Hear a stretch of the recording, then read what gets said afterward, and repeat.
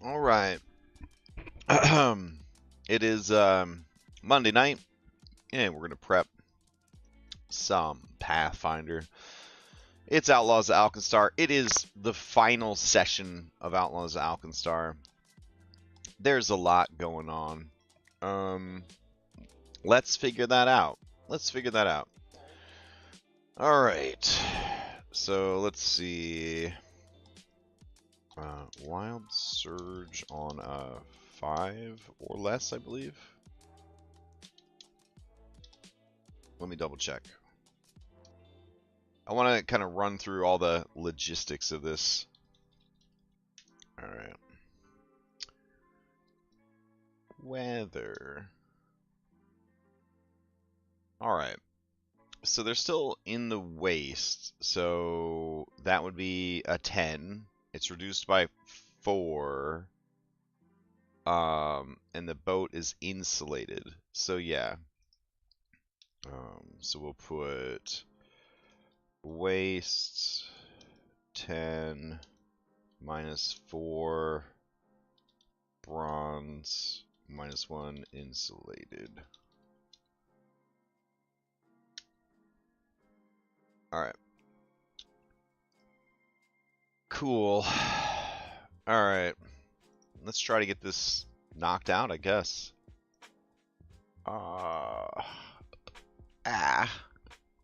Oof. Stiff. Oof. Back to back. Possible last. Yeah. Last night was almost the last session. Tonight's going to be almost the last session. It's stressful. Alright. Ask an innocent question about villains and turn my Discord server into, I don't know, a Greek philosopher's like forum. I don't know. Alright. Let's see what we got. Fit. Oh yeah, it won't fit because I have comments. The audacity. Alright. Just checked and it's raw. Shield Marshals have a kill zone before the fight with Loveless. Pair of miniguns that use 3 actions for the mob to use to do an auto fire pretty much. Agreed, it was a good discussion. I'm a little disturbed with some of the takes. I feel like being able to rationalize or not your evil actions don't stop you from being evil. If anything, rationalizing your evil actions is, more evil, I guess. I don't know. I don't want to get into it, but there's the whole nature of good and evil, universal truths versus societal expectations versus personal codes of honor. It's a very complicated subject. Makes you long for the days of the 9 alignments where everything was just clean and spelled out. No, it was never. It was always a disaster. All right. For the Loveless fight, I say, I being Darby, the wise, Darby of the ability to read. For the Loveless fight, I say you include the bomb getting activated at the start of the fight, and we make the obstacles from event 21 in the book into hazards to be run during the fight. Maybe 20 rounds for the timer on the bomb. That'd be 20 rounds to beat Loveless, then get to the bomb on the passenger deck, which is a full 5 turns of straight running if they don't jump down any of the holes that the bomb makes. Splitting the party during the fight could be very bad, though, so we'll have to have Loveless or Ebrium run for safety at some point to get off the boat. Now, I think it's very fun because Darby wrote this advice like 2 months ago. And I was talking to him about it earlier, well, over the weekend, and he had not seen last session. So he did not know the absolute amount of deep dick fucked that these guys have gotten themselves into again.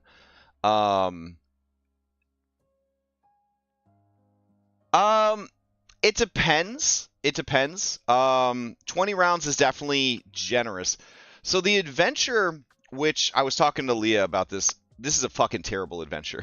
I would not recommend this adventure to anyone. This is a garbage can adventure.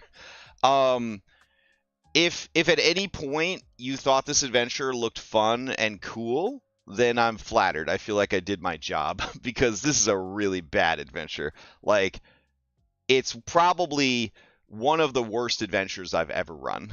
Like, it's bad. I know that a big part of why it's really bad compared to my other adventures is I made a commitment when I started this adventure path to try to run it as raw as possible. And man, is it bad. I do nothing in my life raw. Well, okay. I mean, what I'm trying to say is, I don't follow recipes. I don't.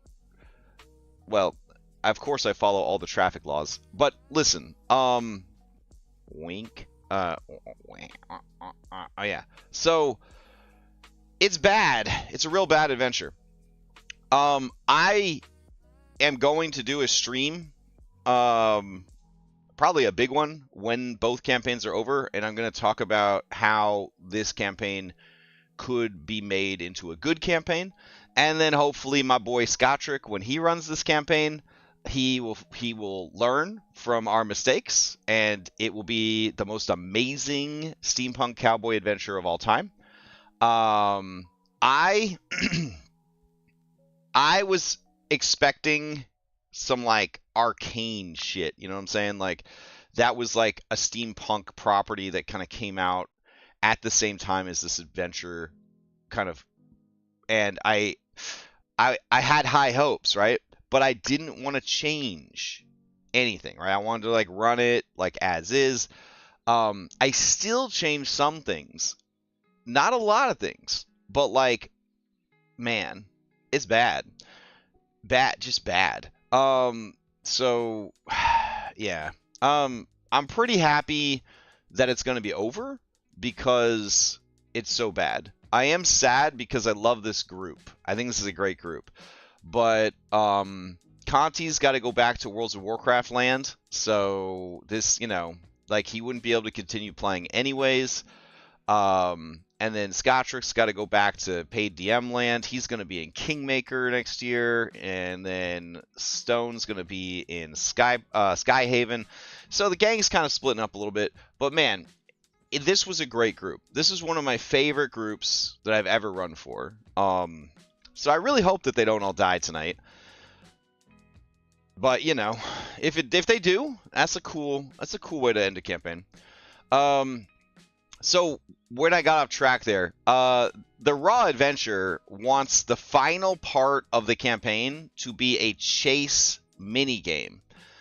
Now, there's been chase minigames throughout the adventure, and it's certainly not like out of left field for them to be like, yeah, it should be a chase. And like, we've all played Metroid. If you haven't played Metroid, you should go play Metroid. Do Super Metroid on the Super Nintendo emulator, or your Wii store, or whatever the fuck you do, the Switch thing, Virtual Console. Anyways, at the end of every Metroid game, the planet gets destroyed, like every time. Like, Samus Aran is really good at blowing up planets, I guess, and you have to like escape, right? It's like, I gotta escape the planet. The planet's gonna blow up. So like, it's obviously not an unusual trope, right? To have to escape or have to make it to the bomb in time. Depending on like character builds, you could have, if you're running this game with no wild surges, you could have people flying and teleporting all over the place, phasing through walls and shit. If somebody played like a max spec speed monk, they could just run over to the bomb and disarm it. So like, I like the abstraction of like, we dealt with Loveless and Ebrium, now we got to disarm the bombs. Like, I like that. I think that's really cool. However, I just don't feel like a skill challenge to end a campaign. I just don't know. I just don't think it. Yeah. Uh, man, scared of learning P? Oh man. Whew. Let me tell you, like, as somebody that maybe suspected that he had dyslexia, but didn't know he had dyslexia, just knew he was a really bad reader, that 555-page rule book, that scared the shit out of me. That was one of the main reasons I didn't try to learn Pathfinder sooner. It really did take Wizards of the Coast like shitting all over everybody and then setting us on fire for me to be like, you know what? Screw it. Let's go read a 555-page rule book or whatever. Yeah. Hey, what's up, Darby? We were just talking about you and your incredible reading skills. So yeah, I don't think that a chase scene would do justice to any campaign as the final thing that you do in the campaign. So like, yeah, like, I think that running it is like a very long, drawn out, and this sounds terrible. Running it as a very long, pitched encounter. There you go, not drawn out, pitched encounter. I think that does work better than just saying like, oh yeah, you got to do this thing. So let's take a tour of the working boat that is the final encounter and get a sense for what's going on here. Well, you read all the book and then you actually wrote down all the things. It was very useful. Things that I feel like my robot missed. I'm not trying to shame my robot, but I feel like I had my robot go through and bulletize the entire book for me, and I don't remember those miniguns. Anyways, I did make the miniguns into their own actors, though, so that's kind of cool. All right, let's head over to our levels-based map. I'm going to move this off to the side, and then I'm going to make this big. And we're going to go over here and hit the levels thing. All right, let's start down at the river bed. Let's go ahead and grab Kool-Aid Man. All right, where are you at, Kool-Aid Man? Test dummy. All right, so Kool-Aid Man, he's down in the water. He's swimming around. He shouldn't be able to look up and see anybody. Nobody told, I guess, JB2A Animations that, so that's a little weird. There's also like this weird lighting issue still. So hold on. I think I figured that out with my Castle Ravenloft map. So hold on. These fucking levels. Oh my god. I just keep poking at them and poking at them. Levels don't disable lights. When enabled, levels will not take control of light visibility. Disabled. Save. Alright. Let's see. Much better. Okay. Now you're like, wait, where was that light coming from? We'll get to that. But it was Kelly. So we're down here. We're swimming around. Hey, we went underneath the ship. Cool. And then we're going to swim up through the floor of the ship, I guess. So we swim up to a height of 0. And now we're in the ship. Hey, look at that. We're moving around the ship. Oh, what's this? An elevator? Oh, I could take this all the way up to the deck? Hell yeah. Oh, wait. I want to go back down the elevator to the cargo hold. I did it. Levels, baby. We got it working. Ha ha ha. I'm so proud of myself. All right, so then we go in. I'm going to close these doors. And we got the engine room here. There is an animated gear tile in the Tin Moon Hydro Forge. I'm curious why they didn't bring that over for the water for the engine room here, but whatever. So we head up the stairs. Look at that. We're in the kitchen. Oh, someone left the door open for us already. We can head out. Oh, we go in here, and look at this. We're gonna head up the stairs. Oh, look at that. We're on the mid deck. So cool. We're gonna head out. Oh no, we don't want to use the elevator. Shit. We're gonna head over here, and then, oop. We're gonna open this door. Head on inside. Cool stuff, right? I'm pretty happy. I'm pretty damn happy about it. So then you go upstairs, and you're in the upper deck. And then we head in here, and oh, who is this adorable blue tiefling? It's Kelly! What? Kelly McLean in disguise? What happened, Kelly? What's going on, buddy? It's real bad, y'all. So we go in here and look at this shit. They've got the 2 final bosses of the campaign. This dude is being crucified right now, and on a spire of glass. He's just absolutely effed in the A. He did pull a sweet gambit, and cause a wild surge that turned Shield Marshal Thorn into a tree, which I thought was pretty awesome. Anyways, there's this giant fucking bomb here. Now, I did make this bomb an actor. Oh, hold on. I did make this bomb into an actor, so it can be moved around easier, which is cool.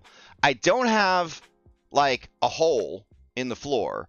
Now, the official map has a variant with a hole in the floor, and, like, I don't want to mess with this map anymore and break anything. This is such a delicate ecosystem that I've created over here that I wouldn't dare try and screw that up. So I'm just going to draw with a marker.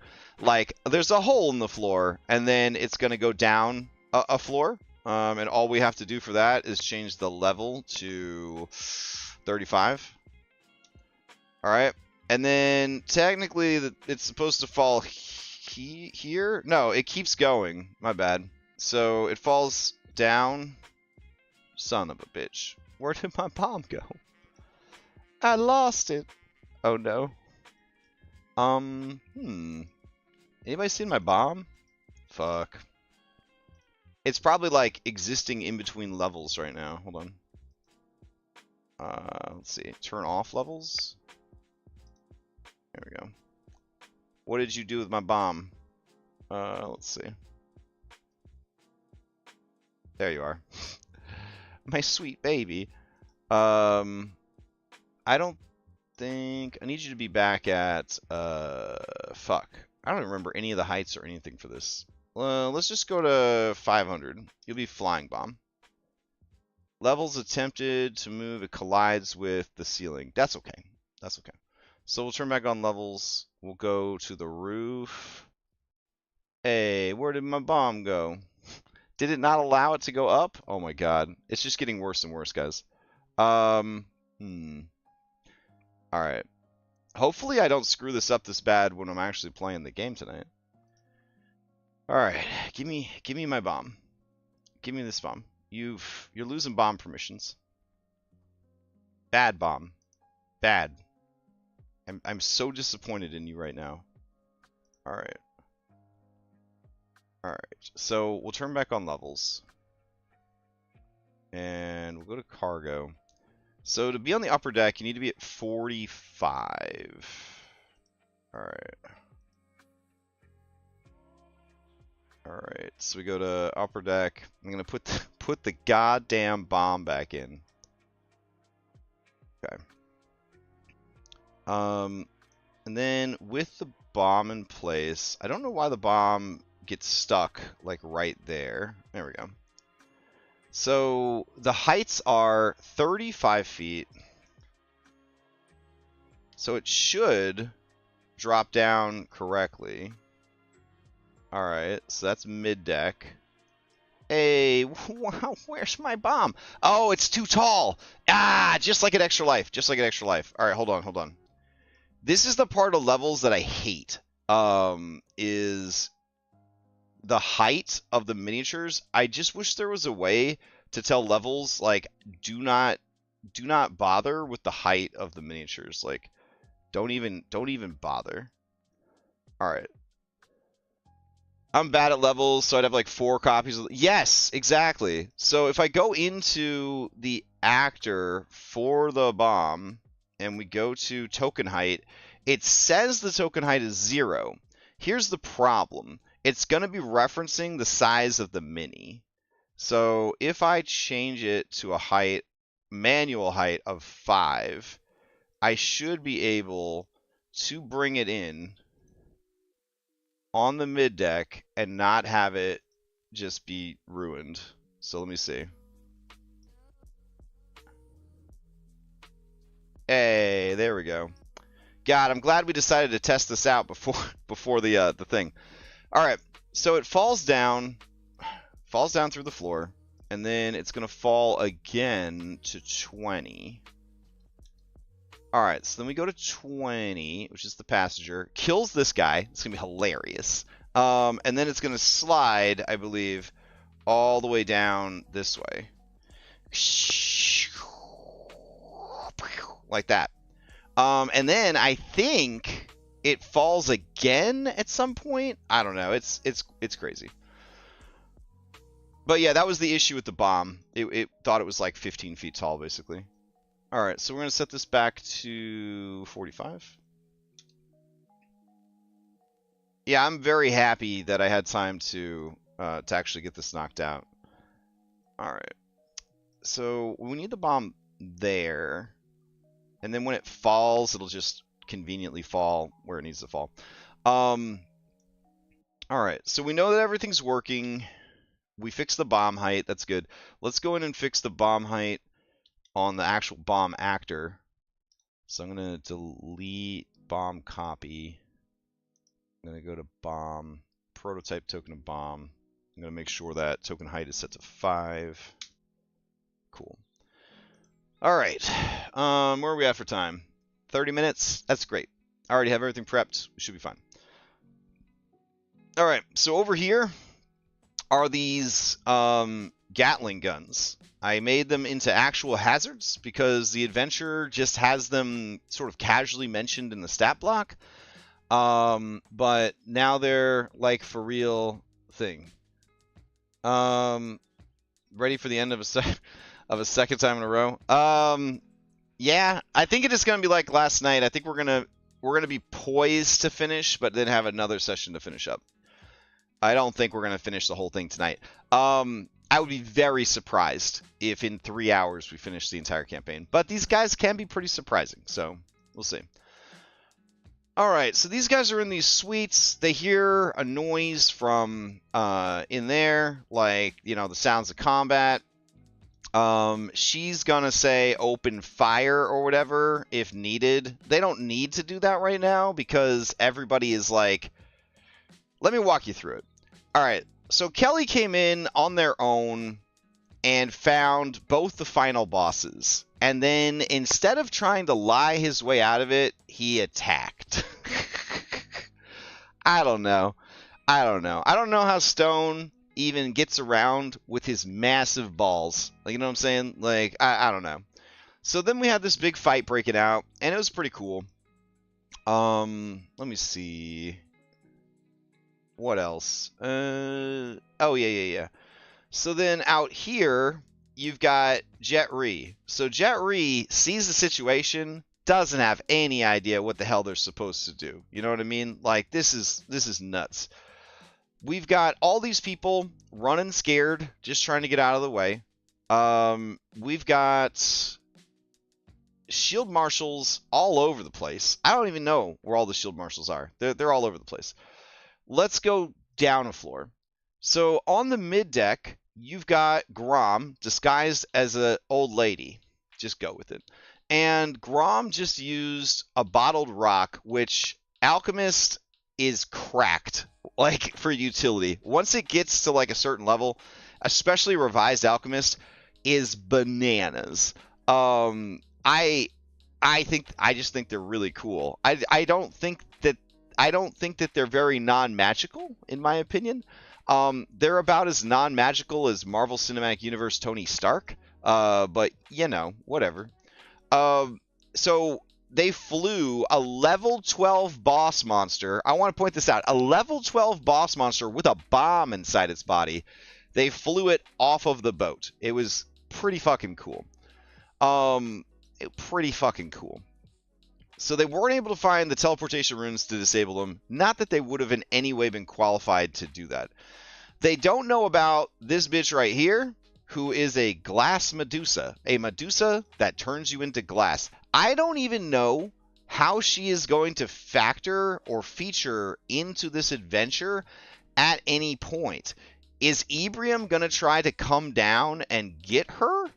Like what is the play here? How does he even reach her? I don't know if there is like an adjoining room to get here. Like she's here. I don't see any fucking stairs. I don't see like a door. Is there one that I'm missing here? Is there like a door? Like there's a door right there, and it leads to some rooms, but like those rooms don't actually. Oh, this hallway. Okay, so Ebrium would have to go all the way outside and then back in and down to get to his girlfriend. Oof, I don't really see that happening. I don't see that happening. Ebrium leaving his girlfriend behind? Shit. That's ice cold. Man, is there any way he could get down to her? I did install a secret door here because the layout of the boat is fucking terrible. So he could go through here, and then he could go down these stairs. These stairs would take him here, right? But then he would not be able to get into that room that only has like one door. It's a dining room, by the way. The kitchen is all the way over here and down a floor. So like, this is not a great map. So I'm trying to tell you right now, this is a terrible map. Like it doesn't even have bathrooms, guys. So she's in there. She's in this dining room. There's no easy way to get to the dining room. These dudes are bringing food, I guess, up onto here, and then all the way here, and then all the way here to bring food to the VIP customers. It boggles the mind. I feel like there should be another door, like here, at least. That would make some sense. I also feel like there should be stairs that actually go all the way down here. It's just a weird maze. You know what I'm saying? It just doesn't make any sense. Ugh. Anyways, there's a big temptation to just not have her get involved at all. But if I have to make a decision, would Ebrium risk it to try and get to her? And if so, does he have anything in his repertoire? It says he's going to teleport away. I guess I should probably see, other than using plot, how he's going to teleport away. All right. So we got Ebrium here. He's got his spell book, and he has Wall of Stone, Impaling Spike, Wall of Fire, Fireball, Earthbind. I don't even see teleport on here. Wand of Wall of Stone, fucking hype as hell. But like, how is he going to teleport away? The adventure just says he will teleport away, but like he doesn't actually have the ability to do that. So like, do I just arbitrarily hand wave it? This feels extremely illegal from a Pathfinder standpoint. Does he have translocate? He has Daze, Detect Magic, Message Shield, Sigil, Hydraulic Push, Pummeling Rubble ×2, Heat Metal, Hydraulic Push ×2, Earthbind, Fireball, Fly, Stone Skin, Wall of Fire, Elemental Form, Earth only, which means he turns to glass, Impaling Spike, and Wall of Stone. And then under Rituals, he's got nothing.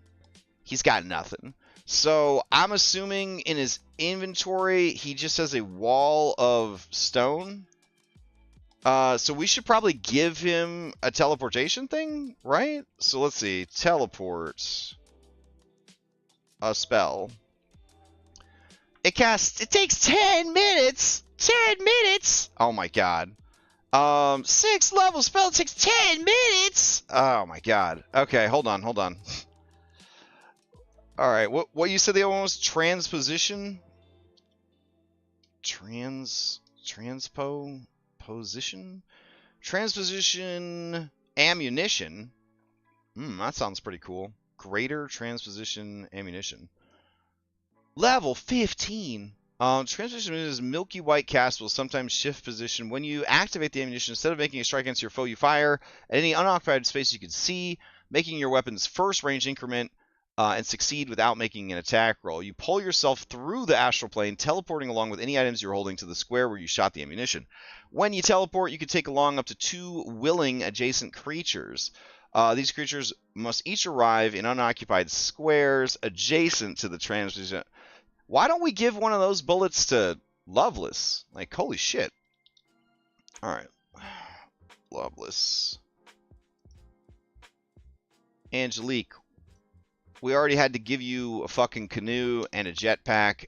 These guys are not prepared for this mission. Like, no wonder Pathfinder 1 kids hate Pathfinder 2. This is just sloppy. Alright. Let's see. Transposition. Transposition ammunition. Alright. Get in there. Alright. Let's see. This one does not allow you to take anyone with you. You pull yourself through, teleporting along with any items you're carrying. If this would carry along any other creature, the activation fails. Alright, so she should be good to go now. Translocate? Okay. Let's see. Translocate. There we go. Alright. So how do I make it a scroll of translocate? Let's see. Inventory. If I just drag translocate in here, it'll turn into a scroll. Alright. Translocation. Rank 5. Alright. So what does a translocation rank 5 do? Casting a scroll, blah, blah, blah. Alright, translocate. You instantly transport yourself. Heighten 5. 1 mile. Beautiful. Thank you, Darby. Dash the good stuff. Alright. And he has 5th level spells. Like, and he maybe instead of turning into a fucking elemental, you should just get your ass off the goddamn boat, son. Let's see. Call upon the power. Medium elemental while in this form. No. You're not going to do that. Stop that. You're going to take 5th level translocate. That's what you're going to do. Alright. He doesn't even have it in his spell book. Oh my god. He's just killing me. Alright. Let's see. Translocate. Beautiful. Okay. So he's got a backup scroll of translocate, and he's got his translocate, so he can get out of there. And he can bring a friend. So I do think he is going to go and try to get to his girl. So let's see, 20 minutes left. How am I going to have him go get his girl with everything that's going on here? I feel like he could go down here and then punch through the wall with his magic. Yeah, that seems good. Let's update this guy. Yeah. So he'll come down, he'll punch through the wall with his magic, he'll be like, yo, bitch, we gotta go, and then he'll head out. Alright, so we know what he's gonna do. So I'm gonna go to our script here. Okay. So we're currently beginning... Does the bomb fall down there? Nah, the bomb... Oh, wait, you're right. The bomb falls down... Oh, shit. Yeah, okay. The bomb falls down in this hallway, so then he could just head on over to his girl. Perfect. All right, good stuff. I mean, he's got to, like, climb down without hurting himself. But, yeah. Let's see. All right, so final fight. We're in the middle of round 4. Let's see. We're going to delete chat. And it says round 23. Remember it. Oh, shit. Is that when everything ends? Round 23? Okay. So, round 23, bombs detonate. Okay. So then we're starting in round 4. Alright. So round 4 would be Ebrium will teleport the ship to the top of the waterfall. All right. So how long in the adventure does it say that it takes for him to teleport the ship? Man. Okay. Let's see. 18 minutes. No. All right. Let's see. Clock's ticking, time bomb, captain's wheel, final encounter, ruptured hull, rocking boat, chase points, crushing wave. We need all this stuff anyways. Final encounter, runaway bomb, off-kilter ship. Once Ebrium enacts his ritual, the entire boat is teleported to a rocky outcropping on the edge of Arkan Falls, now directly under the middle of the ship's hull. The boat slowly rocks back and forth as it reaches equilibrium atop the rock. Alright. By now, Loveless and Ebrium know their plan is to fail, so they trigger their last contingency. Just as the characters enter the area, several things happen at once. Starting with Ebrium activating his teleportation ritual with instantly, shit, okay, that's some ritual. Alright, let's see. Ebrium teleports the ship. Got it. Ebrium teleports the ship to the top of the waterfall. Start the hazards. Alright, so let's see. We had a similar chart like this for another game that had a very involved multi-round fight where we had to keep track of stuff. It was a lot to keep track of. Okay, so final encounter, aftermath, ticking time bomb. Alright, so rocking boat. So rocking boat happens for 10 rounds. So we'll do rocking boat hazard. And then we got round 5. Let's see. And rocking boat hazard is all the way through like round 14. Man, that's crazy. Okay, so 5, 6, 7, 8, 9, 10, 11, oops, 12, 13, 14, 15, 16, 17, 19, 19, 20, 21, 22, 23, 24, 25 rounds. Okay, so 5, and then we'll go here 6.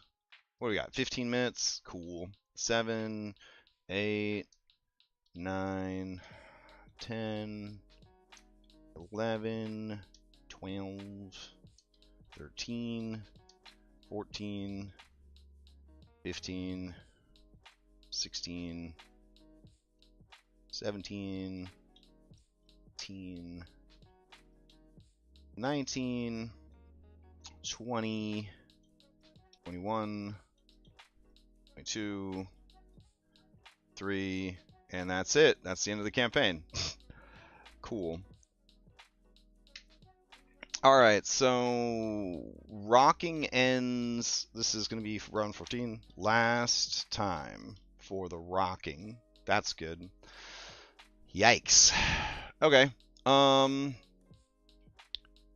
Alright. Every round for 10 rounds. Let's see. What about ruptured hull? When does that come into play? Crafting check. The hull ruptures, spewing powerful stream of water onto the ship. Alright, when does the wise Darby think that the ship should rupture? Let's see. Every round and teleportation arcs. Oh my god. I like teleportation arcs every round. That's fine. So let's do teleportation arcs.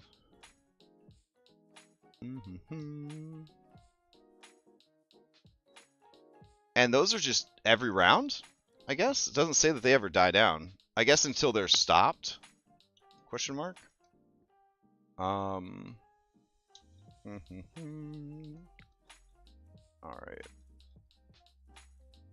Cool.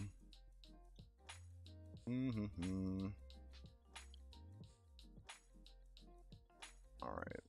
By turning this into a checklist, I can check it off every round, and then I won't, like, miss anything. Alright. Man, the teleportation every round, that's... Man, that's a lot. Let's see. It's a lot of things to check every single round.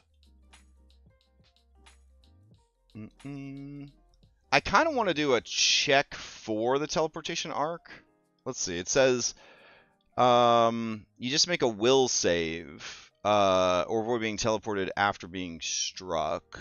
Latent magical energy left over from Evirim's powerful spells arcs through the ship and flashes of purple lightning.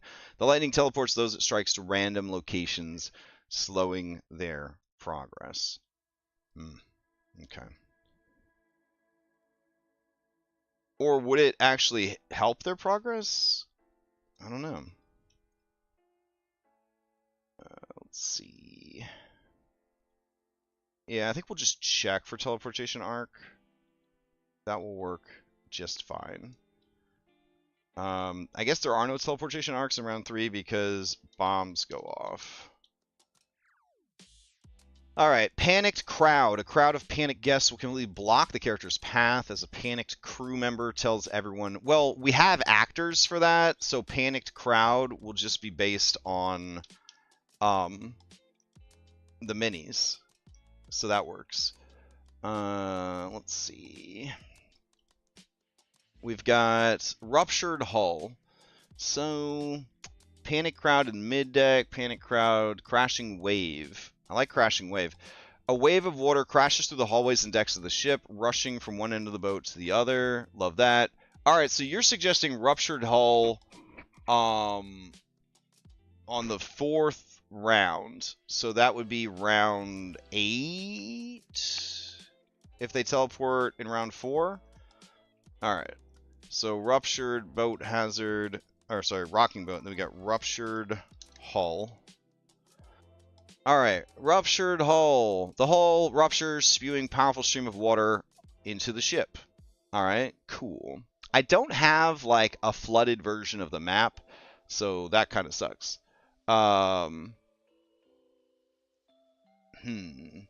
Malfunctioning clockwork. The clockwork buccaneer damaged by debris goes berserk.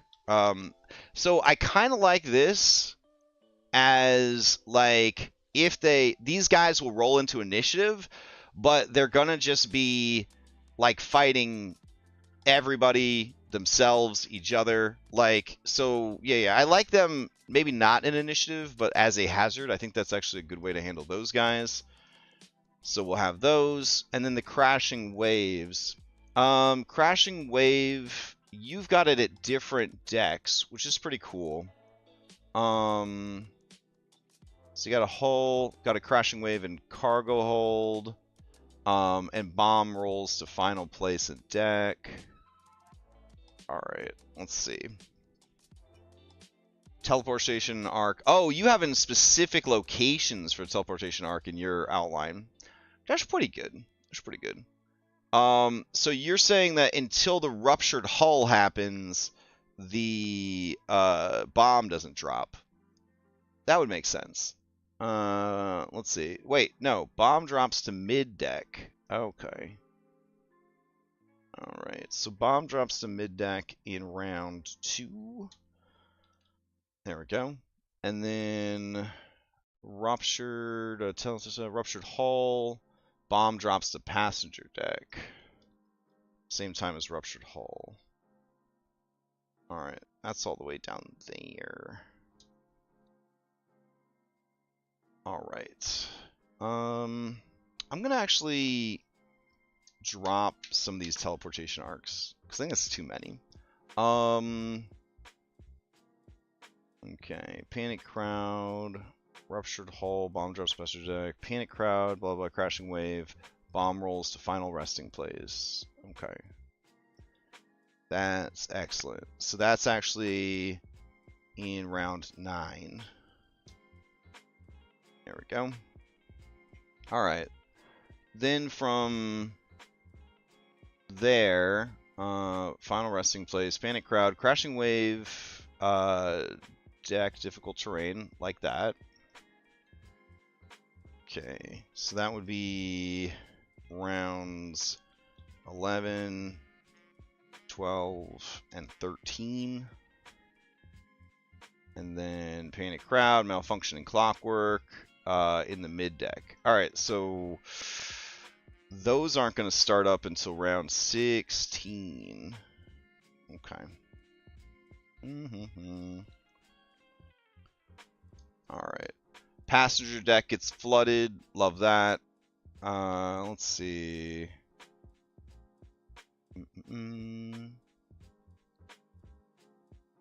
Blood. Passenger deck flooded. When does the cargo bay get flooded? I feel like that would get flooded pretty quick, right? What's going to happen to our death hippo if it starts filling with water? Oh man, our little baby. So I'm going to say the round after the ruptured thing. Let's see. Nah, we'll say round 10. Cargo floods. Cool. All right. Nice. Crashing waves go into mid deck, and that is 15, 16, and 17. So we add some numbers to that. That would be 21, 20, and 19. All right. And good. Okay. So now we need to know what the motivations are of our guys. So, Ebrium wants to save his girl. So that's something. Loveless wants to stop the saboteurs. But will escape if needed / when needed. Same thing with Ebrium. He will escape when / if needed. Without his girl. Oof. All right. Oh, it ruptured. Okay, ruptured hull. The cargo floods. Got it. All right. That's gonna be really rough. Dang. Okay. Let's see. So, where are our guys in all of this? Where are our guys? So Grom's on the mid deck. Kelly and Jet are on the upper deck. So then in the passenger deck, you've got Parsis, Jericho, and Henry. And they are dealing with a lot right now. They have been told by Parsis that one of the bombs is all the way down the hallway and down in the cargo hold. And they know that the other bomb is up with the bosses. Now, being good role players, not having any way to communicate over a great distance, the party is like, well, we don't know the situation that Kelly's in. So they're going to stay split up just for this. I think they might deliberately blow up the bomb.